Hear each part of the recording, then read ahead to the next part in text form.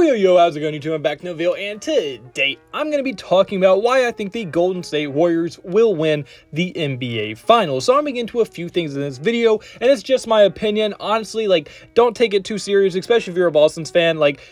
I'm not saying Boston has no chance. I'm not saying Golden State are just the ultimately way better team. I'm not saying anything like that. I'm just saying why I think, personally, I have the Golden State Warriors winning the NBA Finals in 2022. So please don't get too offended by this video if you're a Boston fan, and I hope you can enjoy the video and listen to it all the way through. If you do like the video point, hit the like button, subscribe button, it means the absolute world to me, and I'll just begin to do all that in this video. Without further ado, without rambling on too much, just get right into this video. So the first thing I do want to do in this video is going to be, I'm going to be comparing the rosters player by player and piece by piece, and why I think the Warriors all around have the better roster. So if you go by best player, it's obviously going to be Steph Curry versus Jason Tatum. On the Boston side, you have Jason Tatum, who's the younger, more inexperienced guy, but is all around just a great player. He's a superstar level player. He can do anything you want him to do on the basketball court. Very athletic, very lengthy, has great size. It's just overall a great player. And then on the other hand, you have Steph Curry for the Golden State Warriors, who is debatably the best offensive player of all time, and not even debatably, he is the best shooter of all time. He's a two-time MVP and a three-time NBA champion. He has a lot of experience when it comes to these big games and these big stages, and that's why, in my opinion, if you look at the comparison, you have to give it to Steph Curry, because neither one of them play defense. Now, Jason Tatum is a better defender than Steph Curry, don't get me wrong, but neither one of them are going to change a game defensively or are going to impact it enough to where it makes a meaningful difference. While their offense, on the other hand, that is where they strive, and Steph Curry, and when it comes to an offensive battle, is going to win that battle almost every single time, no matter who you compare him against. That's just how good he is on the offensive side of the ball, and that's just how good he has always been. So it's not a diss to Jason Tatum, it's more just saying how good Curry is on offense. So if you go best player to best player, I think it does go to Steph Curry for the Golden State Warriors. Now, I'm not saying Jason Tatum's way worse or he's not even close, but I think due to the experience in these big stages, having the best player on the team is going to be a very big deal, and Steph Curry is going to be able to take pride and be comfortable on this big stage more so than what Jason Tatum's going to be able to do. So due to the overall experience, and due to I think that offense versus offense, Steph Curry is just the superior player. I have the best player going to the Golden State Warriors, and that is important because having the best player in the series gives the entire team so much confidence. That's kind of how LeBron did in all these finals when he was making the finals every single year. LeBron was always the best player on the court, and that gave all of his teams confidence, even if they weren't the more talented team, and that's why they were able to come back from 3-1 that one time, and that's how they were able to make so many finals appearances, despite probably not being the most talented team outside of having LeBron. And then if you even just go a little bit farther down the depth chart and you compare second best player versus second best player, the Golden State Warriors have Klay Thompson and the Boston Celtics have Jalen Brown. Now, this matchup is much closer in my opinion, and it really can go either way. You can make arguments for either one of these players being the best second player on either team's roster. And the Jalen Brown is kind of that dude that can do it all. He's a very good two-way player. He's just very athletic. He can get you around 20 points. He can play very good defense. He can grab rebounds. He can literally do anything you want on the basketball floor. And then if you go to the Golden State Warriors and you look at Klay Thompson is debatably a top 5 three-point shooter of all time. And in my opinion, it's not really a debate. Klay Thompson, if he is hot, can single-handedly take over a game. Now, although since his injury, his defense has gone down just a little bit, he is still a solid defender and can really do a lot of things. Now, although Klay Thompson might not be the more talented player out of anything, if it's not shooting, Jalen Brown's a better athlete. He's probably a better defender. He can grab rebounds better, and he's just an all-around better player. But when it comes to the Warriors' specific system, Klay Thompson is extremely good in that, and he is extremely vital to that system.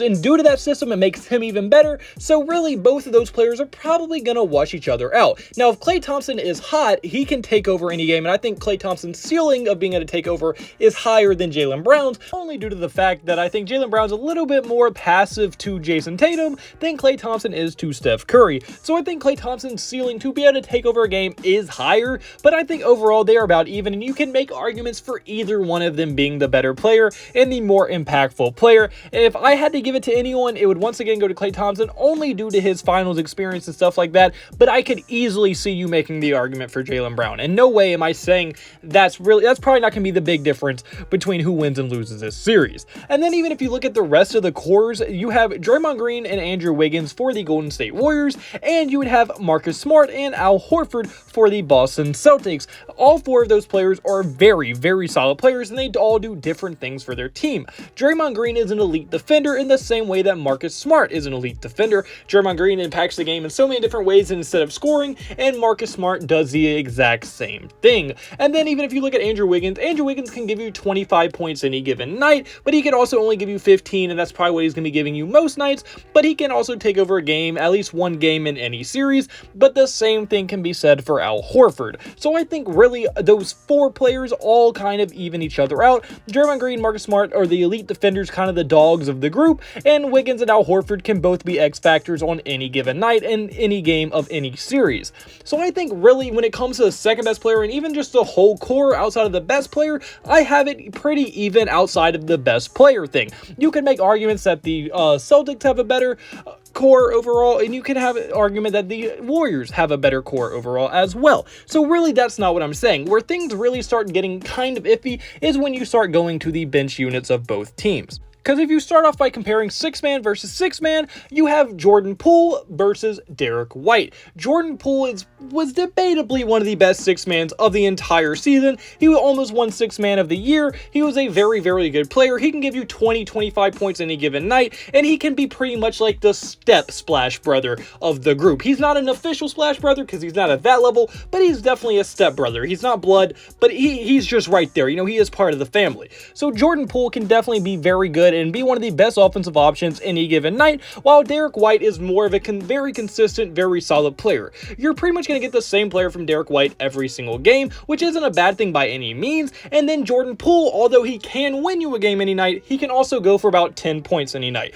So he can either have a very minimal impact or a very high impact, while Derek White is always going to just have that kind of subtle consistency that is nice to have from a 6-man off your bench. So it really depends what you want, but in my opinion, if you had to give a better 6-man, I would go with Jordan Poole of the Golden State Warriors, just due to how much more he can impact the game when he is having a very good one. And even if you keep going farther down the bench, really it gets even more lopsided because the Warriors are the deeper team. Because the next few people off the Warriors bench go Jonathan Kuminga, Otto Porter, Andre Iguodala, who's going to be back for this series, and Valencia, all four of which are very solid players. Iguodala has tons of final experience and is going to be a great veteran leadership tool for the Warriors in this series. Otto Porter can give you very solid minutes. Jonathan Kuminga at times can give you very solid minutes. Same with Valencia. While all the Boston Celtics have off their bench, although good players in Grant Williams and Peyton Pritchard, that's about as deep as they go outside of Derek White. They're about 3 deep on the bench, and the Warriors are about 5 or 6 deep on the bench.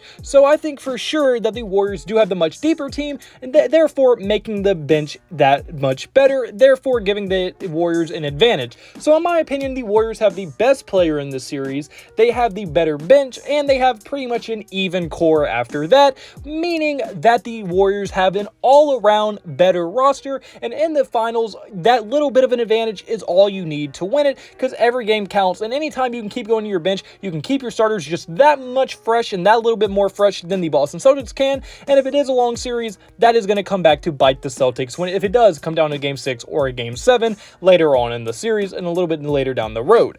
And now another kind of point I wanted to get is Tatum has a tendency, not that he's an inconsistent player because he's not, but he does have inconsistencies in his game. And what I mean by that is that he does have one game a series usually where he just does not look like himself. If you look at the conference finals in Game 3, Tatum was only able to put up a stat line of 10 points, 6 turnovers, 4 assists, 3 rebounds, on 14% shooting from the 3-point line and 21% shooting from the field. Now, that is nowhere near his normal production, and that's not at all what he did. And he had all the rest of the games were completely normal games. But then even if you go to the second round, he had another game, and it just so happened to be Game 3 of the series, where he put up a very similar stat line as well, once again only being able to drop 10 points on bad efficiencies. So although he is not an inconsistent player, because every other game after those games were very, very good games by him, he does seem to have a problem where at least one time a series,